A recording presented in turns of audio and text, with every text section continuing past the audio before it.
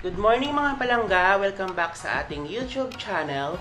For today's vlog ay gagawa tayo ng video reacting to my old photos. So yung gagawin ko lang is mag-react lang ako sa mga luma-luma kong picture before, yung mga random picture na nahanap ko sa phone ko or na-save ko pa. So titignan natin kung ano yung itsura ko way back before. So before we start, I would like to thanks. So gusto kong pasalamatan yung lahat na nag-subscribe sa channel ko. And then sa lahat ng hindi pa nakapag-subscribe, please do visit my YouTube channel and then i-click nyo yung subscribe button and then kalimbangin nyo na rin yung notification bell para like kayong updated sa mga videos na i-upload ko. Without further ado, let's get started. First photo is, yung photo na yan ay kuha yan 2012 sa may SM San Lazaro. Grabe. Pinakita nyo guys, sobrang payat ko. Sobrang itim. Parang sa panahon na yan, hindi ko pa alam na meron na parang Kojik Sun. Yung Kojik, yung kulay orange na pampaputi. And then toto na toto yung itsura ko dito, parang walang kabuhang-buwang sa mundo yan. Parang sweet and innocent. Basta innocent, ganun. So dito, yung kasama ko dito is si Arlene, kasi nag-work ako dati, or nag-work kami before sa may Robinsons Ermita, sa may department store. Yan. And then umuwi, nagbo-board kami basta may bandang Tayuman LRT station. Grabe. Kung nakita nyo, yan o. Ang haba ng katawan ko. Yan yung mga panahon na yung sahod ko lang before is binabudget ko lang yung pambayad ng boarding house, yung panggastos araw-araw, pang allowance. Kaya bihira lang ako makatikim ng mga sasarap na pagkain o yung mga healthy foods. Kaya, kasi usually sa boarding house, yung mga kinakain lang namin is yung mga easy to cook, like yung mga noodles, dilata, pancit canton, yan. Kaya siguro ganyan ako kapayat. So yung next picture ay yan, oh, grabe. Ganda ng forma ko dito guys. Nakita nyo, sa Enchanted Kingdom kami nito. Yung year na to is 2013. Yan, pumunta kami sa Enchanted Kingdom, kasama ko yung mga ka-workmate ko before. Yan. Pero in fairness, medyo pumuti-puti na ako dito kaysa sa first picture. Yan, pero sobrang payat ko pa rin guys. Yan. Yan yung forma ko mga 2013. O diba? Simula ng unang picture. Then sa next is nakapag-Enchanted Kingdom na ako. So, ibig sabihin nakaluwag-luwag na ako sa buhay ng konti lang. So, yung next picture naman is, next picture ay, ayan. Yun talaga yung literal na bata pa ako nito eh, ano, nakita niyo. Sobrang tagal nitong picture na to. Yan. Kasama ko dito yung lola ko. Siya yung nagpalaki sa akin, siya yung nag-alaga ako. Kasi nung 1-year-old pa lang ako, iniwan na ako ng parents ko sa lola ko kasi pumunta sila ng Manila para mag-work. So yung lola ko talaga yung nagpalaki sa akin. Yan. Yung picture na to is, hindi ko na maalala kung anong year to, pero sa grotto ito, sa may Bulacan. Yan.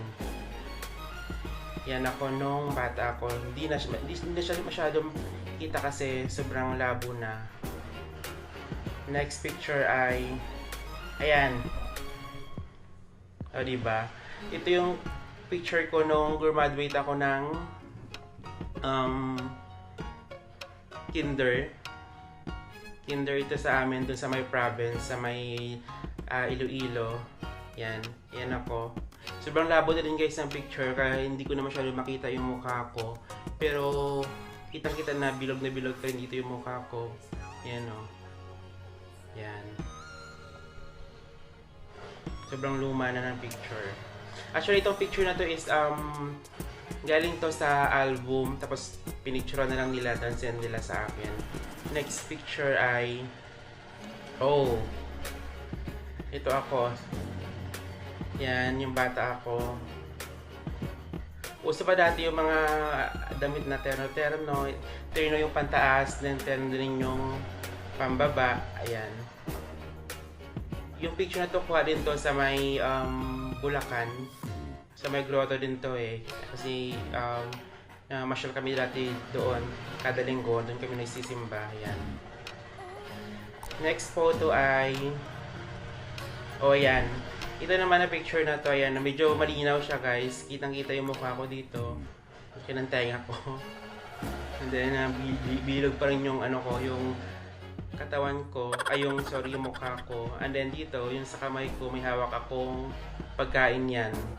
Hindi ko alam kung tinapay ito. So yung picture na to is kuha ito sa bahay namin sa may Bulacan, sa may Pandayan. Nung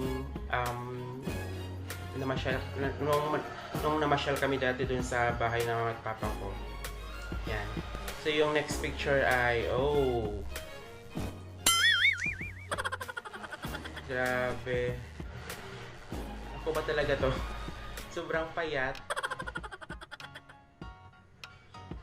Ayan o, nakikita nyo. Ito naman, yung picture na to is 2010 or 11 ito. Sa may SM Rosario ito. Ay hindi, SM Bacoor ito. Kasi nag-work ako dati sa SM Bacoor sa may department store yan. Hawak ko yung mga sunglasses, which is yung Pacific Blue shades. Grabe, sobrang payat pa rin. Ayan o, kita nyo. Hahaba ng mga braso ko.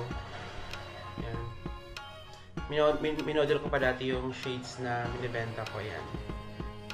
Yan. Next photo naman ay... Grabe. Parang kaway ko dito si Dennis. Dennis Roldan. Yan, ito naman yung picture na to is sa ano pa rin to, 2010 or 11 pa rin to sa may SM Bacoor. Doon ako nag-work sa department store. Yan, hawak ko yung mga shades pa rin. Yan, sa may boarding house to namin sa may likod ng SM Bacoor. Yan. Grabe. Parang laki ng ulo ko. Tapos ang liit ng katawan ko. Ano to? Yan, nakita nyo. Sobrang payat. Yan yung itsura ko dati guys nang hindi ko pa discover na meron palang Anli Rai sa Mang Inasal. Yan yung itsura ko dati. Next photo ay sa Tagaytay ito. Kwento sa Tagaytay noong 2012 din to eh. Kasama siya nung kasamahan siya ng picture ko na pinakita yung sa Enchanted Kingdom kami. Nag-side trip kami dito sa Tagaytay. Yan yung picture ko. Next photo ay wala na. So ayun lang guys, ayun lang yung picture na nakita ko sa phone ko na mga luma. Kasi tinatago ko talaga siya as a memories para pag in case na tumanda na tayo, di ba? May makita tayo na ganyan pala tayo dati, and then kailangan nyo na i-keep din yun as a remembrance. Hindi lang sa sarili nyo, and then sa mga magiging anak nyo, sa mga sunod na generation.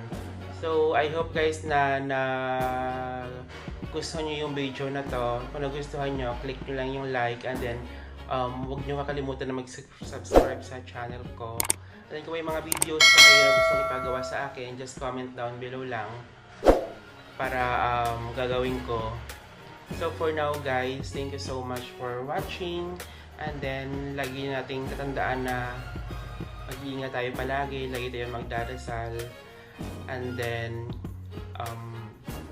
always keep safe pag pupunta tayo sa mga matataong lugar o magsusuot tayo ng mga mask. Sundin natin yung mga policy or guidelines ng WHO. Huwag tayo maging pasaway para hindi na madagdagan yung kaso ng coronavirus dito sa ating bansa at makabalik na tayo sa ating mga buhay-buhay ng maayos. So yun lang guys. Thank you so much. Bye-bye.